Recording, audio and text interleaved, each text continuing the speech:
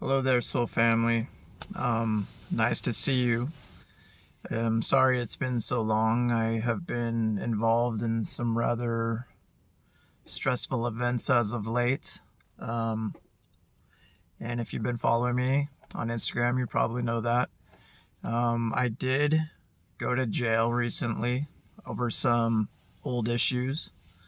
So let me just give you some background to that. Um, Back in 2015, in 2016, I was a homeless heroin addict. Um, and it had gotten pretty bad. I started withdrawing cold turkey after, a very long 6-year addiction on the streets with no help at all. I did stay in a shelter for a couple days and just laid in a bed in agony till I couldn't take it anymore. And what I did was because before I was a heroin addict, I was a really bad alcoholic. I basically left the shelter and then went to a local store and I started stealing 40s of malt liquor. And this is what I started doing for the next several months, basically.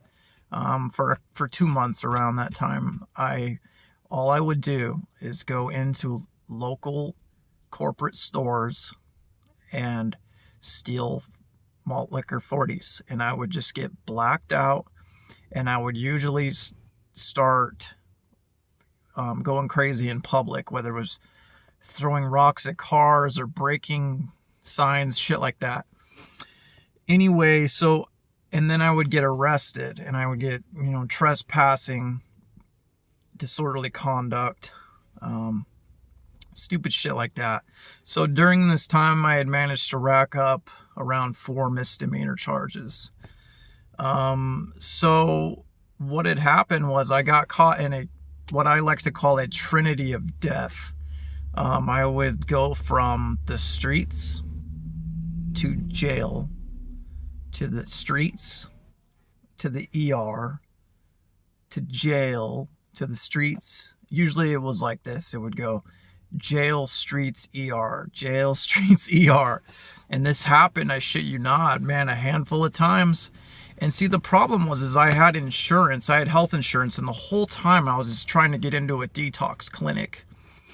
But I couldn't do it because my health insurance was registered in a different county to the one that I was inside of. So what they told me was that I couldn't use my insurance didn't work until I re-registered it. The problem was that the office where I needed to re-register everything was tens of miles away, and I was on foot. Okay, I had no socks. I had Chuck Taylors, and in every fucking minute of that every day back then, I was in complete agony, whether it would be mental, physical, spiritual. Okay, I was highly suicidal. I had no reason to live at all. I had lost everything prior to this event. And I didn't know where to go. So all I knew was the only way I was going to live was if I went to jail for a long period of time and I could get clean in jail and then somehow try to work out some kind of plan where I can, fix everything, start over again. But all I needed to do was to kick this fucking horrible chemical addiction that was plaguing me. So what had happened was about the 4th or 5th time of being in that trinity of death, I ended up in the ER from alcohol poisoning, because I would either jump a fence with barbed wire and get caught on it and like rip myself open, or I'd hurt myself a lot. Anyway, so I'd either be in there for alcohol poisoning or cuts and abrasions, shit like that. So anyway, I woke up after a long night of craziness, alcohol poisoning, and this woman came into my room like a fucking angel. There was like an aura around her. And she told me that she pushed my paperwork through and that there was going to be a taxi picking me up momentarily to take me into the detox clinic. And it was some of the best news I ever heard in my entire fucking life. So, and this pink Prius picked me up with this hot chick that had covered in tattoos, and I remember being really self-conscious because I was like this emaciated fucking mess, basically. I had like like cuts on my face and shit, and road rash, whatnot. Anyway, so I got into the clinic, and I was in there for 10 days. They only wanted to keep me for 11 days max. The night before I was to be released into the streets again, they were just going to open the door and be like, all right, bye. And I had no plan, no support, no nothing, no money, no nothing. So I was just going to be back into that trinity again of death that I call it. And what had happened was the night before they're about to kick me out of there, I was talking to this girl that I was in rehab with. We were just screwing around in the little rec area or whatnot, and she was on her Facebook because she'd get her phone at night before bed for a small amount of time. And she was on her Facebook, and she took a selfie with me, and we sat beside, but she was sitting next to me, and she went like that and took a picture, and that picture she posted on Facebook. And anyway, she started getting a bunch of comments because some of her friends knew my friends or something, and I'm like, people are looking for this guy, tell him to log into his Facebook. And I was like, oh fuck it, I'll do it. It'd been a couple months, and I logged into my Facebook, and I had hundreds of notifications. I was like, what the fuck is this? And I started looking, and I saw pictures of my mug shots and other photos posted all over the fucking place, tagged everywhere. It was my first reaction was anger. And my old drummer actually posted my mug shots all over the place, and I called his ass like, what the fuck you doing? And he's like, dude, people are looking for you, we're worried about you. And I was like, okay, well, what now? And then so my sister came, and she picked me up the next morning with an old childhood friend, a soulmate, as I would call him, not in a romantic sense, but in a sense that every time we seem to find each other out of the ether, it's right at a fucking horrible moment of time, and we both somehow managed to pull each other back out of that negative spot that we've been in. So I like to think that maybe we had some kind of a contract before we came here or something, because it's just too fucking synchronistic. Anyway, so I managed to get clean, and then I just went straight into bodybuilding because I'm an addict. I can't just sit still and eat food, and I need some kind of stimulation. I need some endorphins or something. So when I got clean, I just started breaking out into push-ups, and I was like, fuck, I need to work out, and I just started going crazy, and I went ham on that. Instead of drugs, I go to the gym for 6 hours a day with no rest days. And so my addiction was not healed. It just transferred over, essentially. Then I went straight into bodybuilding and flipping cars and selling drugs, and I just started making money, and I wanted to get big. That's all I cared about. I even wanted to do steroids. I just couldn't find any. So I did end up taking pro hormones later, though. Anyway, I boosted up from 145 pounds emaciated junkie to about 215 pounds of solid muscle in about 6 months. So that hints to you the level of will I had. I had a huge fire under my ass. My girlfriend of 6 years, right before I went homeless and went crazy, I had found out she was cheating on me.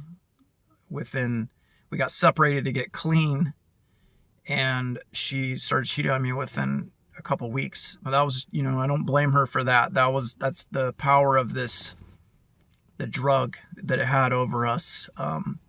You're willing to throw everything away that you've ever cared for just to stop that suffering, because it hurts down to the core with heroin addiction and with a lot of other addictions.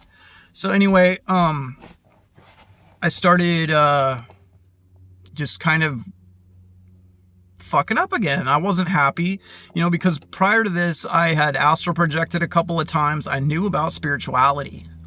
And one thing I noticed when I went crazy with gym and being an egomaniac is that I had no spiritual powers anymore. I didn't rarely dream ever. I never astral projected. I just knew every time I looked in the fucking mirror that, oh, I got, you know, this flesh on me, these muscles, but I have no spiritual essence. You know, it's just gone. So that ate at me inside every day. I knew that I was living in a false egomaniacal reality. So once again, I started slipping up. I started doing coke, partying and drinking, and then, ooh, here comes a Percocet or oxycodone pill to snort that, and you know, and then it just exponentially got worse and worse. Started doing meth again, and then started doing heroin. This time I went full blown and started shooting them both. I'd mix them and have what's called a cocktail, and I was just searching for the ultimate bliss, really, and you know, it all came to a head. I even got a huge abscess, an infected abscess from a misfire shot in my arm that was growing. It was just all coming to a head. I lost all the muscle. I shrunk back down. I just looked like death. I was so unhappy. Okay, I was getting suicidal again. I even called a suicide hotline one time. I was freaking out. I didn't know what to do. You know, I was taking hot shots trying to OD. I just couldn't. I couldn't OD yet. I would just get sick. Anyway, so what had happened then was it all came to a head, and my girlfriend at the time, she knew something was wrong. She had saw that I made a comment on a YouTube page. I went to one of my favorite bands, Paul Bearer, and I made a comment, this album saved my life from heroin addiction, but just being an idiot, I ranted and actually said that I was still using in the comment section to somebody. She saw that anyway, because she saw the notifications on the tablet. Anyway, that kind of saved my ass in a way. I was afraid to tell her that I had relapsed because she had always told me that she'd leave me if she found out. Well, it just so happens the night before she found out that I was using, she had managed to watch a TED Talks that talked about addiction and how we've always approached addiction with the opposite, you know, without love and with anger and frustration, and you know, why'd you break this promise? You betrayed me. Why are you using? You're such a weak junkie. And the TED Talks highlighted how that's toxic and it doesn't fix it. You know, it's fighting fire with fire. The addict is already in a negative state. Why would you approach the addict with a negative to try to get a positive? It's not going to work. So it just made sense to her. It clicked, like, okay, well, if I ever need to do this, I'm going to approach it with love, because that's how you transmute things. And that's what she did. And she approached me in bed one night, just when I came out of the bathroom from using. And she confronted me. I got instantly like, oh, what are you talking about? What the fuck? You know, defensive. And what she did was she said, wow, that's sad. And I was like, what? And she's like, it's sad that you would hurt that bad, that you would inside, that you would need to do something like that to yourself.